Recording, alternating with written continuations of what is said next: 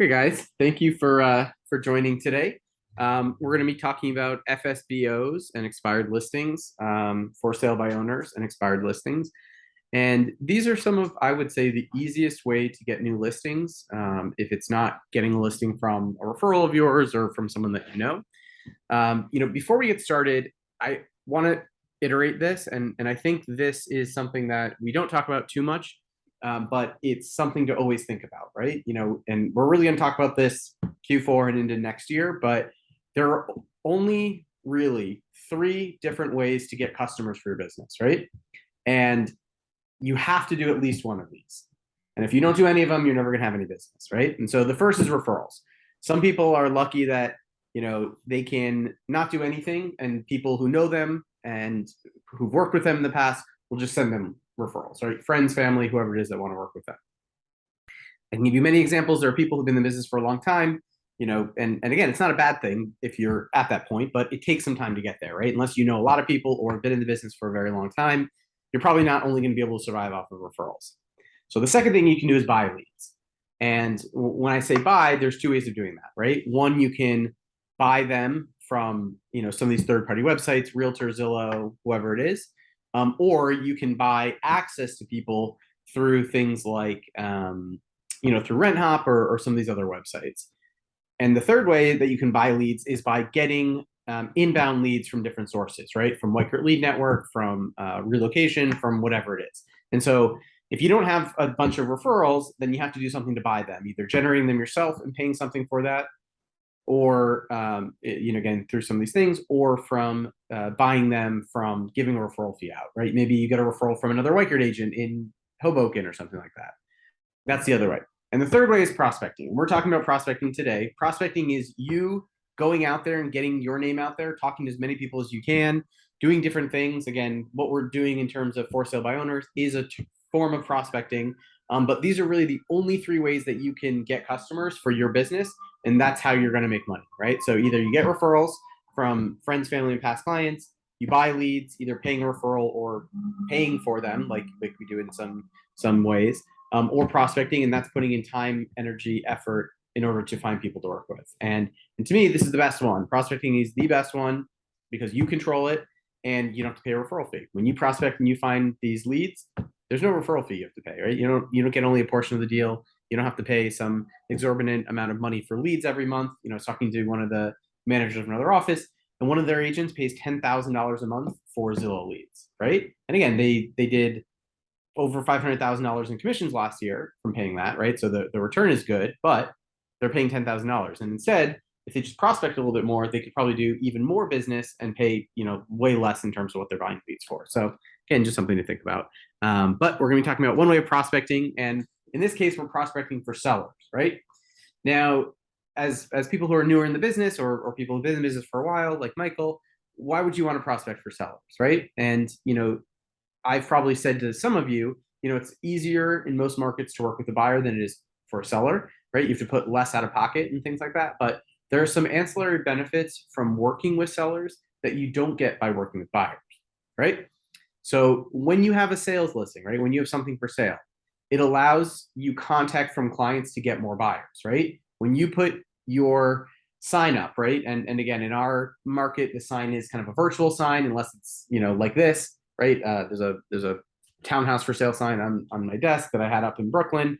Unless you have a townhouse for sale or a building for sale, you're probably not going to have a physical sign out there for a condo or co-op, but it allows you to get your name out there and to get more people to contact you, right? Through StreetEasy, through Zillow, through all these third-party websites, through Whitehair.com, and get more buyers, right? Maybe someone comes in, this is not for them, you have someone else to work with. It helps to establish your name in an area, right? And again, the reason that I had that for sale townhouse sign is because I was referred by the neighbor and it helped them buy their home in Red Hook, right? So by selling one home, I got another listing, and now I've met a couple of the other neighbors in there. I met a developer down the block from having this sign out there, right? And it helps me to establish my name in an area. Once you sell one property in a building, you're likely to get more, right? Again, I can give you hundreds of examples of this. Suzanne, when she came back into the business back in the early 90s, she lived in Philly. She came back to New York. She started by prospecting for sellers and people wanted to sell. She did it in a different way than what we're going to talk about. She just wrote handwritten notes to the entire building, right? And that's one way you can prospect for people in a building. And she got one listing and she sold that listing. And by selling that listing, she got the neighbors sold their place. And I think over the course of the next 5 years, I think she sold about 8 to 10 apartments in the same building from one listing, right? And so you can grow your name in a certain building by selling one property. If you do a great job, you show what you do and you show your value. Again, it's something that you can do is once you've sold in a building, you can get street easy buyer leads from the program for buildings or neighborhoods that you've sold in. And what it also lets you do is the fact that you have a listing will allow you multiple points of contact with people, right? In various ways, not just talking about the actual listing and getting the people who are coming in there, but you can now take that listing and you can contact people via calling, texting, emailing, snail mailing, handwritten letters, whatever it is. When you list the property, when you go into contract, when you've sold the property, and for any potential buyers that you get off of that property, right? And so having a sales listing gives you multiple points of contact, and every other client that you're going to get, every buyer, every listing, you need to have multiple points of contact. And we'll talk about that a little bit on these for sale by owners. So again, it's extremely important to prospect for sellers, even if it's a bad market, right? It's great to have listings, and you want to have a couple listings at any given time. So again, we're gonna talk about both for sale by owner and expireds. Fairly similar, just a little bit different of a way, but we're going to start with for sale by owners. And what I tell everyone is that going after for sale by owners, right? Why would you want to focus on that? Because that person already has a for sale sign, right? You know that that person wants to sell their home, and at the moment they're trying to do it on their own, and that's totally fine, right? Because we are not going in there and trying to get the exclusive for the property, right? 90% of people who try to go after for sale by owners, they go in, they shake, hey, Mr. Home Seller, really nice to meet you. I want to list your property for you, and here's what I can do, right? And that puts up a wall, right? There's going to be defense from the owner because the owner's already telling you, I'm trying to sell this on my own, right? I want to sell this by myself. And so what do, right? We do something different, which we'll go into in a minute, but what we're trying to do by going in there is build trust and confidence, right? It's like any kind of service person that you work with, right? You need to build up a relationship with them first. You need to win them over. You need to show your skill, your abilities, and all these things, rather than just going in and being like, I want to sell your house for you. And we can do that, I think, better than anyone else can. Now, there's a few things to keep in mind, again, which I think really can be helpful in different contexts and things like that. And like all prospecting activities, right? It is called prospecting because you have to go through a lot of dirt, a lot of shit to get to the gold, right? That's why, when people went out west, they'd have to dig a bunch of dirt to find a piece of gold. And the same thing is true for prospecting. With for sale by owners, we're actually getting rid of a lot of the dirt because these people are gold, right? They're already out there saying, I want to sell my home. And most of them eventually will list with a firm, right? And there are many reasons for that, especially in the market that we're kind of entering into or in right now, where things are sitting on the market longer. People are going to get frustrated by having to do open houses, having to do this on their own, right? Think of how much you have to do as a real estate agent every day. Now, imagine if you had a full-time job and we're trying to do what you're doing, right? It's hard because they're going to be getting requests, they're going to be doing these things. So most for sale by owners eventually will list with a firm. They sell on average across the country, right, for 13% less than homes listed with the broker, right? And so a lot of them say, I don't want to pay you 6%, right? I don't want to give you that. And you say, okay, what if I told you that you're going to sell your house for 13% less? They're like, what? Yeah, nationally it's 13% less. So even if we took out my 6% fee, right? And we have ways that you can pay less than 6%. We'll go over that later. But even if it's 6% fee, right, you're still going to make 7% more than if you try to sell this on your own. And they're like, oh, okay, interesting. And again, maybe it doesn't get you the listing the first time, but it helps you get your foot in the door more. You always have to keep at it, right? It takes an average of 8 to 10 contacts to get a positive response from one person. That means each of these people that you're going to be reaching out to, you have to reach out to multiple times. You cannot give up after talking to them once or twice, right? It's the people who are in it for the long haul that are going to get the listings. The people that are in it for the long haul, they're going to walk away with, the opportunities and stuff like that, right? Most brokers will say, okay, I'm going to call, you're excited today, right? I'm going to for sale buyers. This is what I'm going to do. This is what I'm going to do for the rest of my life. You make 5 calls. Everyone's like, nope, can't come see it. Nope, nope, nope. And you're like, okay, for sale buyers doesn't work, right? That's not true. That is not true at all, right? You need to keep doing it. You need to keep it up, right? Nothing works, right? You can't think that you're going to, you're going to go sit in front of a piano and be able to play Mozart, right? It takes time. It takes practice. It takes working on it. But The more you do it, the more you do it, the better you're going to get, and the more that it's going to work. And then you're going to be able to play that symphony, which is getting the listing in our case. It tends to be easiest if the property's been on the market for some time, right? If it's just listed, you want to get in there and you want to meet with the person, but they're probably like, I'm going to do this on my own for some time, right? And that's totally fine. And we're going to talk about how, again, we're not going in and asking for the listing. We're going in telling the owner, I'm going to help you sell this on your own. And again, it's often easier to do if they're offering a compensation to the buyer's agent. And we'll see a lot of times for sale by owners, they'll say 3% to buyer's agent, 2% to buyer's agent, something like that. And that means they're receptive to working with a broker on the buy side, right? But they don't want to list it with anyone. And again, we can kind of use that as a way to get in and build that relationship a little bit more. So again, the first thing, where do you find for sale by owner listings, right? Now, as it is with most things in real estate, right? The number one question I get is, where's the list of all for sale by owners out there in the market, right? Where's the list of all expired listings? Where is the list of everyone's contact information, phone number, home address, and social security number, right? Doesn't exist.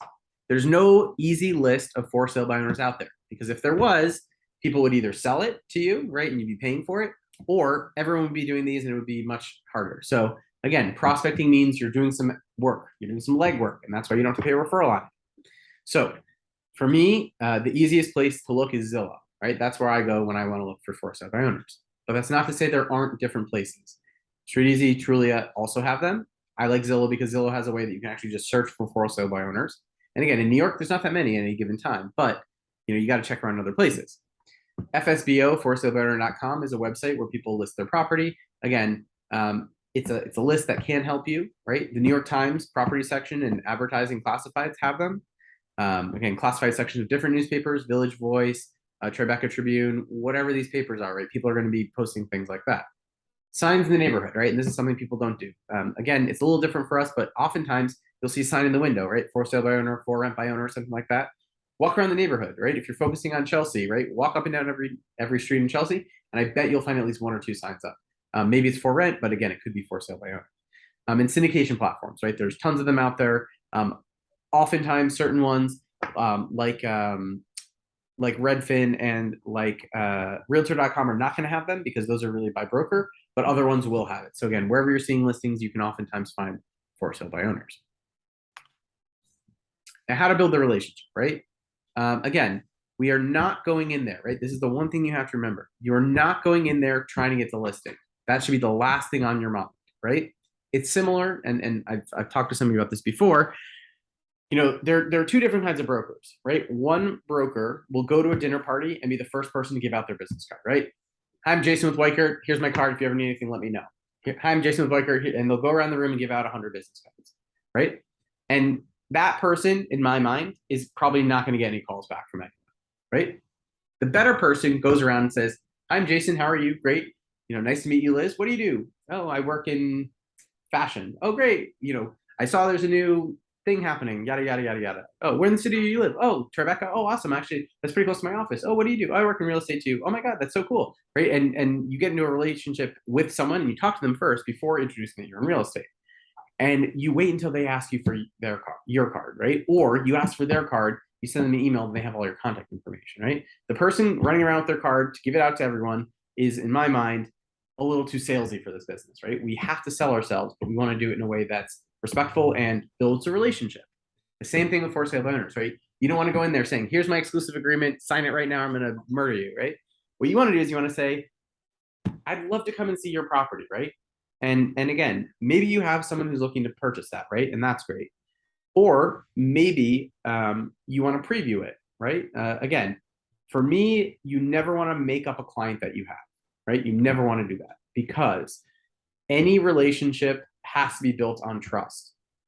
Any relationship that's built on misinformation will never work out, right? You're lying to them off the bat. So what do I say? I say, I always like to know of everything for sale in the neighborhood, right? I'm a neighborhood specialist here in Soho. I always like to see everything that's on the market because I always have clients that are looking. If they don't want to show it to you, say, are you having an open house, right? Or can I piggyback on another showing you're having? Are you showing this week at all?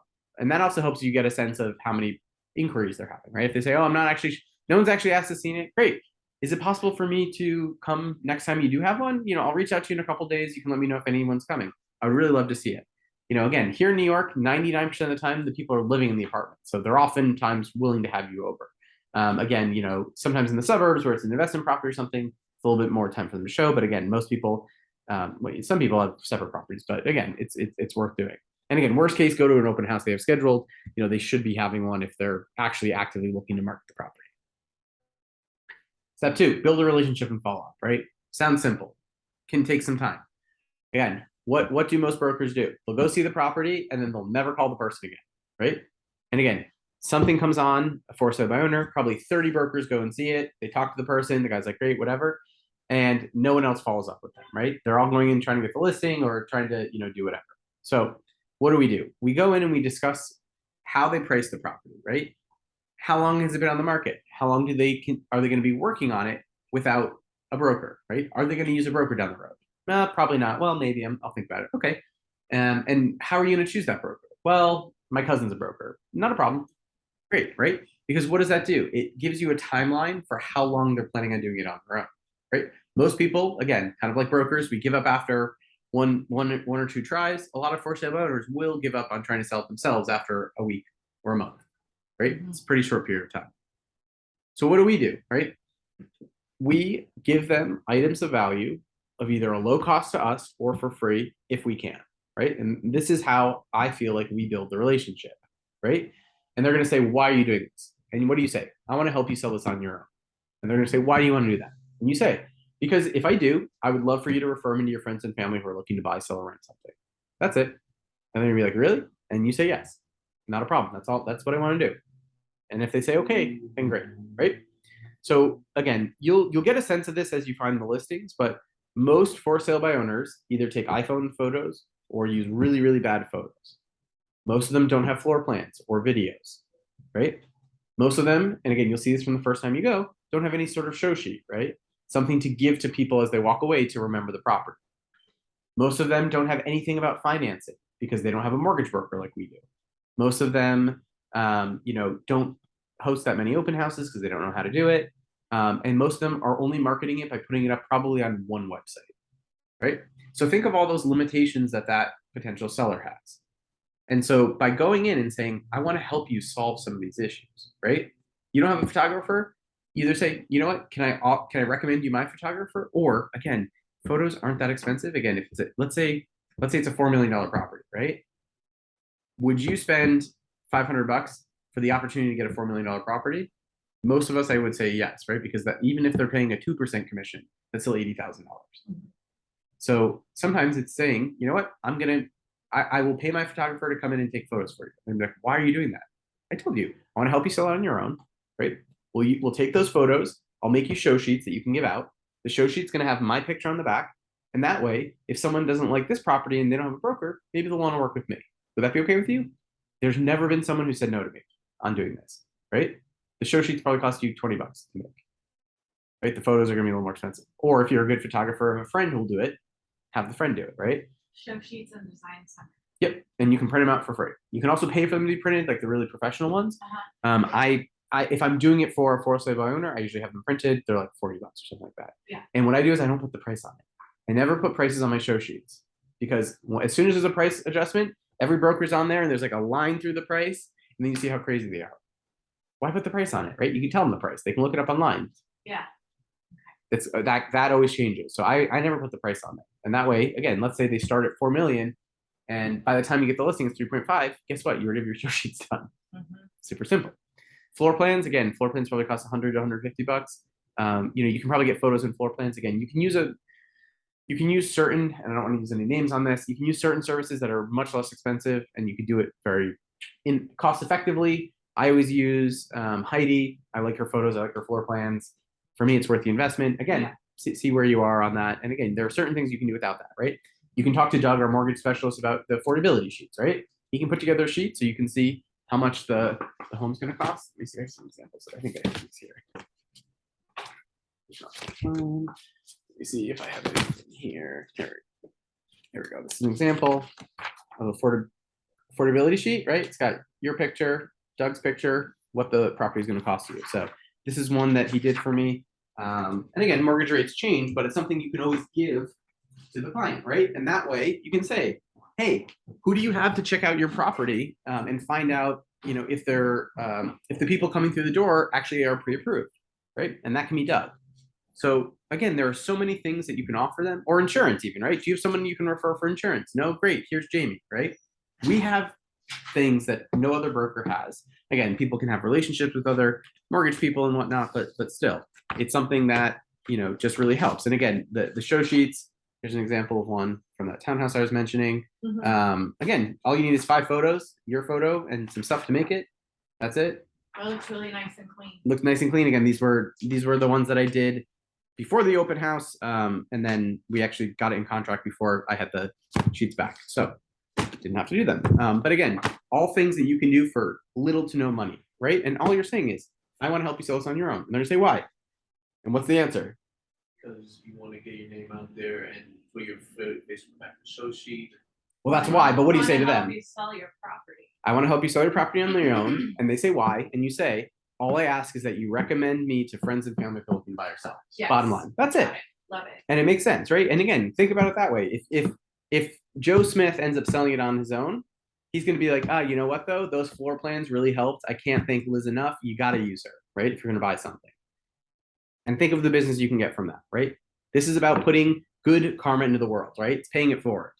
And again, with the end result, hopefully you getting that exclusive listing, right? But at the beginning, maybe not, right? And maybe you pay for photos, or maybe you make show sheets for a bunch of people and you don't get anything out of it. But maybe by that 5th time, it pays off. Or maybe, the first person you made it for, a year later, you get a buyer referral out of it, right? It's always great. Again, continue the relationship, right? If the first time they say, you know what, no, I don't want to do this yet, follow up with them in a week, follow up with them in 2 weeks, right? Just keep at it. How's it going? How's the turnout been? Have you adjusted the price? What's going on with it? Again, there are other things that we can do, right? What you can do after some time potentially, or once they like the show sheets and they see what you can do, you could say, hey, how about this, right? You're advertising on Street Easy, right? Okay, not a problem. I don't want to take over that. But what if I could put it up on all the broker websites as well? Would that be something you'd let me do? I can do other things, right? Again, especially if they're willing to pay a buyer's agent a percentage, right? If they're saying 3% to buyer's agent, what you can say is, you know what? Here's what I'll do. What if I put this up on the broker-only websites? I'll offer the other brokers 1.5%. I get 1.5% if I bring someone through these advertising, and we'll take it from there, right? What else does that let you do? It lets you send out mass emails on the property, so you can now market it. Hey, even if they say no, I don't want you to put on the broker websites. Would it be okay with you if I took these photos and this information and I sent it out to everyone living in the 3 zip codes that are around you through my Cole Realty? Would that be okay? I cannot tell you a for sale buyer that say no to it. And again, it's so much easier if they're already paying a buyer's agent percentage. That way you can blast it out for them. And again, you're marketing yourself, you're marketing their property, and you're hopefully getting more. Again, something else you can do, right? If after a little bit they say, you know what, what if you give me a exclusive for 10 days, right? That way I can show you all the things I can do and how many more people I can reach out to, right? That gives me 2 open house weekends and stuff like that. Again, it lets you to host the open houses, get people in, blanket market the property, right? You can do just listed postcards. You can do, whatever it is. And again, if you have a 2-week exclusive or a month exclusive or something limited, 3 months maybe, maybe you put a little more marketing into it, right? And again, that not only helps you get buyers for this property and sell that property, but also helps you get your name out there, right? Again, hopefully you sell the property, and if you don't, it's okay, right? Because hopefully you got a lot of exposure marketing and materials, right? Those photos, those show sheets you can use, and now when you're going to pitch someone else, hey, here's a show sheet I made, right? You're not saying I sold that property, you're saying I made the show sheet, period, right? Shows that you had something, you took the photo. Here an example of photos that I had taken for a seller I was working with, right? Not for a home I sold, a seller I was working with, right? There are ways of caressing, and again, it's not misleading someone. I'm telling the truth. This is a seller that I was working with. I helped the seller market their property. I didn't sell it, but I was able to help them do it, right? And hopefully you sell this for seller in a property. So again, the biggest, any questions about this, I guess, before we go into kind of some of the objections? Yes, I do. What do you use for email blast? Like, do you use MailChimp or? So Liz asked, just in case no one, if you couldn't hear, what do we use for email blast? So we use My Whiker KV Core. So Runelin can help you get all set up with that. Okay. It's a very simple process. There's some videos on the YouTube channel that you can see to how to do it, but she can help you, pull the zip code, set it up, and get it so that you can then blast out information. And that should be, that's helpful for any for sale by owner prospecting campaign, but it's also helpful for your just general prospecting campaigns for you as an agent. So if you haven't sat with Rudolin, again, a great time to do it and sit with her and go through setting up your email marketing campaign. Okay. Awesome. So one of the main things that you're going to get from people and from for sale by owners is, how can you sell my house better than I can, right? They're going to be like, you know what? I know this so much better than you. I can sell this on my own and I'm going to save money. Well, again, we know that nationally they're going to make less money by doing it, but here are some things that we can do, right? We will market the property with more exposure to all buyers. When you ask a for sale by owner person, where are you marketing this property? 9 times out of 10, they say Street Easy. And then you say, and they say, no, just Street Easy. Okay, great. That's, one of the top websites in the area, but what about X, Y, and Z, right? You can advertise to so many more platforms, right? We advertise and capture internet buyer parties from over 400 different websites. When you list with Weichert, it goes on to 400 different websites.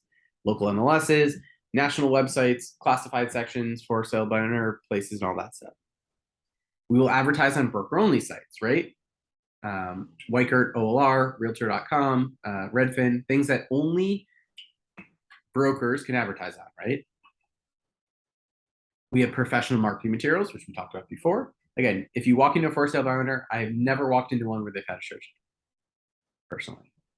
Or if they have, it's been like very, very, like one picture with a bunch of description, right? Not something that's as professional as what we have. Again, we can pre-qualify anyone who steps into the apartment, right? So how is that seller going to know if XYZ bank is actually reputable or not, right? They don't have the experience of this 9 times out of 10. But Doug can pre-approve anyone. So we know that if someone presents an offer, right? We have knowledge of the condo board process and boards generally. We know what people are looking for. We'll facilitate everything with that. And we can negotiate terms and conditions without emotions, right? I can't tell you how many times brokers have mentioned, and brokers have been a buffer for a buyer and a seller, right? Sometimes you get into something and like people will just blow up the deal for no reason. And we're there to help get people through, right? I can tell you one that I dealt with, where at a walkthrough, it was discovered that the 1984 wine fridge didn't work anymore. And it was used for red wine storage and as just a storage rack rather than having the refrigeration part working. Well, the seller said it's never worked, which then made the buyer even more mad. And the buyer said, I want a new wine fridge. I want $30,000 because the brand new top of the end version of that wine fridge is now $30,000. So, the seller said, nope, I'll walk away. We won't close. Don't worry. So what did I do? I looked online. I found that exact model, the new version for $3,000. I said, can order it to your house or we will give you a $3,000 credit. And he took the $3,000 credit. And I solved the problem, right? Had it been just the buyer and the seller, they would have walked away. And the same thing happens during negotiations, right? The seller thinks their home is worth $10 billion. The buyer thinks it's, about to fall apart, and you got to come to terms. And so someone who isn't the actual owner, right? We broker the deal. And that's an important thing because emotions, especially with homes, especially with primary residences on both sides, come into play so much. So it's definitely something that we can do that a seller cannot do by selling it on their own. So again, this is kind of my guideline, right? You see the apartment, you ask the key questions, give them helpful information, offer to pay for photos, floor plans, videos, 3D tour. Again, I tend to stop at floor plans. I think it's enough photos and floor plans. Some people, again, if they already have good photos and floor plans, maybe you offer a video, maybe you offer a 3D tour, offer the mortgage affordability sheets, show sheets to help with marketing, to put on broker-only websites, to host open houses, take over marketing, and then you sell it. Okay, so that's it for my for sale by owner thing. Again, after this, we're going to kind of look at how to find them, how to go after them. But this is once you have someone that will meet with you, this is kind of what you do. Any questions on this? Okay, so we're going to go on to expired listings, right? And like for sale by owner listings, these are like the easiest things to prospect, right? Because you already know that this person wants or very recently wanted to sell their home, right? So an expired listing is one that has exceeded their listing period and it's now up for grabs, right? Joe Smith signs a 6-month listing contract with ABC Realtors. 6 months has passed. This is 6 months plus a day. It's no longer on the MLS. It's now whatever. Anyone can go after that listing, right? Because the listing has expired. Now, our version of the MLS, OLR, has 2 different terminologies they use for listings that are no longer or that are in flux, let's say. One is TOM, temporarily off market. And these we should not be going after, right? Because that is, if a broker says TOM, that's supposed to mean that they still have an exclusive, but the owner's asked to take it off for some reason, right? Maybe someone got sick, maybe they have visitors, whatever it is. POM means permanently off market, means that you can go after that and try to get the listing. So in OLR, what we want to do is we want to do a search, right? And I did a quick screenshot, and we'll kind of go into it to look at how to do this. But what we can do is we can go in a sales search. We can set the checkbox to off market, and then we can set show listings from 360 days, right? Because we want to see stuff that's expired over the last time period. So I'm going to exit out for a second. Oh, shoot, Michael, can you see my screen? Oh, no. Okay, I haven't been sharing my screen. What do you mean? I could see the background, but oh, no, but that's not helpful. now I see it. Now you see it. Okay, perfect. Okay, sorry about that, guys. So whatever, you didn't miss much. It was just slides. You'll get the slides too. So okay, so what we want to do is, like we would do any search on OLR, we want to go here to search, listings, pick your borough, pick sales, right? And let's just do Greenwich Village, right? Price range, I'm going to do from 1 to, let's say 2 million. Again, you can do whatever price range you want. We're going to scroll down here, right? Where it says show listings from, we want to do 360 days. This will give us anything that's expired in the last year. And here under status, we want to uncheck all of these. And we want to go to off market, right? There is a button that says expired only, but I would rather see everything rather than ones that have expired, because some of them, there are different ways of doing it. So you could check expired only, and we can look what the difference is here. We got 7 expired, and we probably have a bunch more off market. 112, right? So because expired, permanent off market will not show up as expired. We're missing out on a 105 listing. So this is where we want to go. So, oops, I did not mean to do that. Okay, so OLR will give you step 1 of this, right? OLR is going to give you what is off the market. And again, in this case, 79 West 12th Street, apartment 10D is off the market, right? And it's permanently off the market as of March 16th, 2022. So it's been off the market for a while. So this is something that you can go after, right? And now all OLR is going to give you is that address and when it came off the market. It is not going to give you any contact information whatsoever about the owner. And that's your next step, right? You have to take, again, this is like a little bit longer of a process, because you know the address, you don't know the owner, that's your question mark. So now we got to find the owner. And so what we do is we use any resource at our disposal to find the owner. So what are some things you think you could do to try to find the owner? Google the address. Google the address. That's great. You could Google the address, hope to find the person's name, and find out the owners and stuff like that. You could look at other times it might have been so like the selling history. You could look at the sale history. Yeah, a lot of times that will be recorded, and that's a great way to look at it, right? So there are different ways that you can do that. Again, in Street Easy, 79 West, I think 12 is what it was, right? So we can look up 79 West 12th Street, Lawrence House. And in Street Easy, we're going to have past sales. And we can look up the unit. This is 10D. And it's no longer available on Street Easy, but if I check on it,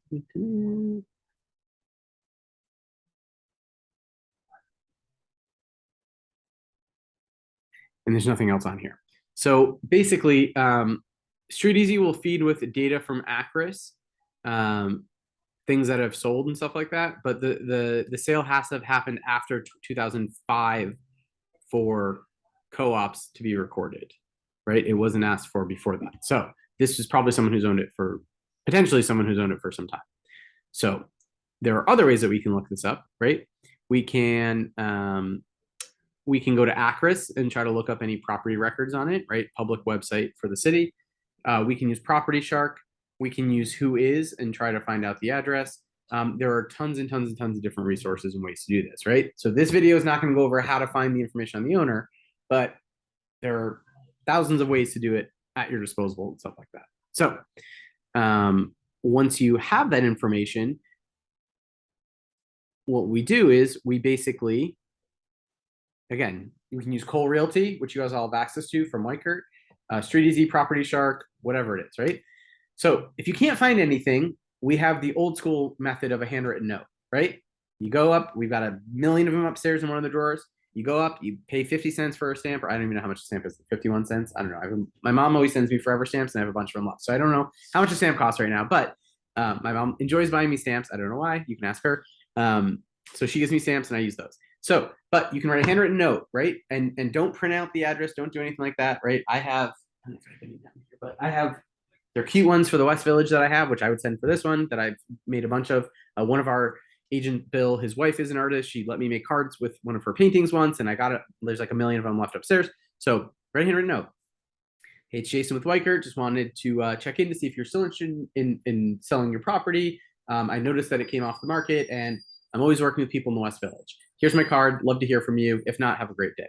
That's it, right? Low key, nothing. If they want to sell their home and they don't have a broker, they're probably going to call you, right? Or they're going to call someone. Maybe they don't give you the listing right away. But again, let them vent about their last broker, right? It's a pretty similar process to the for sale by owner in terms of building the rapport. But again, you're one step closer. They've already listed with the broker. You can look online, right? For that one, we can, I don't know if we can still see it, but we can probably see it was a 3% co-broke, 6%, whatever. They were going to pay a fee. They were going to pay 5% or 6% or 10% or whatever. Hopefully 10% would be great, but let's say 6% they were paying.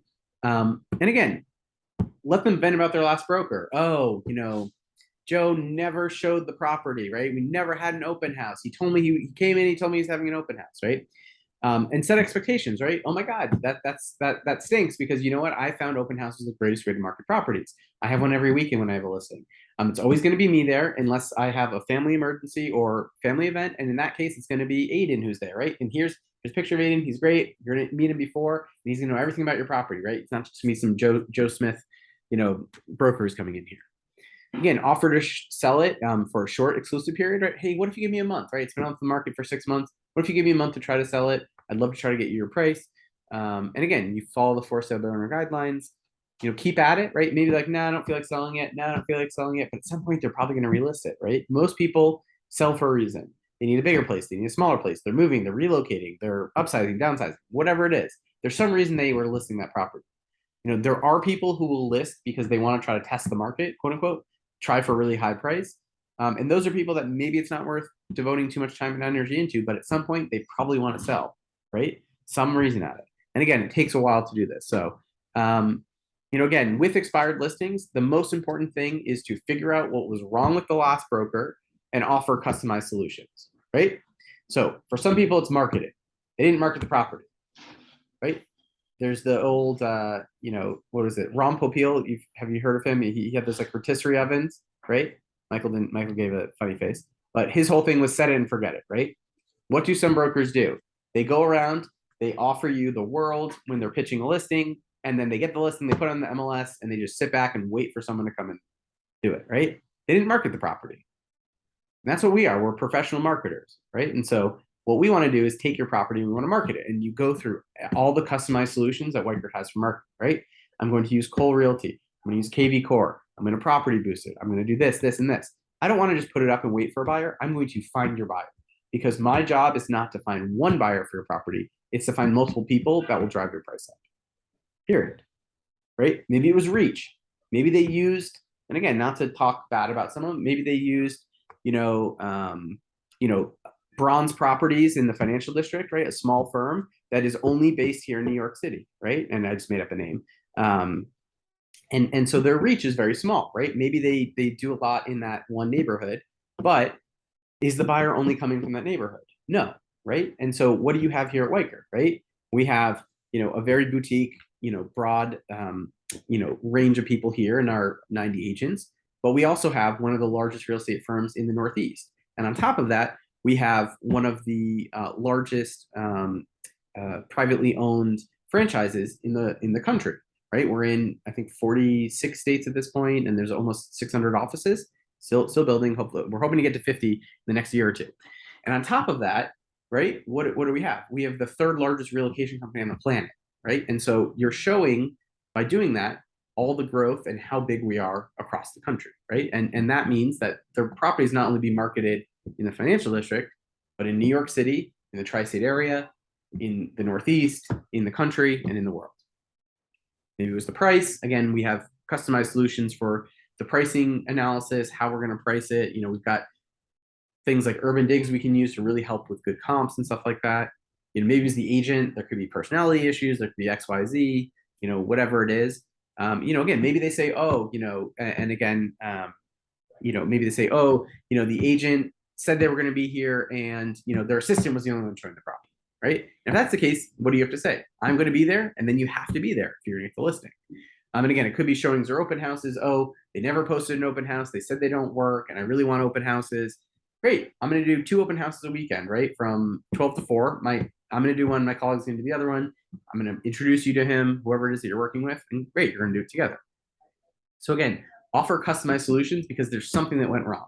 They're going to be able to whine and moan about something about that last broker. So give them a solution for it. So again, in potentially in both cases, and I just want to bring this up quickly, in both cases, you're going to get to a point where you try to go for the listing maybe, right? And say, give me a period, give me whatever. What you're going to want to do is put together the Weicker listing presentation. And again, I'm not sure if either of you have gone through it yet. It's a training we're going to do in 2 weeks, but it's a tool to help you get the listing. It helps to show the value of you and working with you, and it gets us the 6% because of all the things that we can do. And we customize it with your bio photo, the property name, and all that stuff.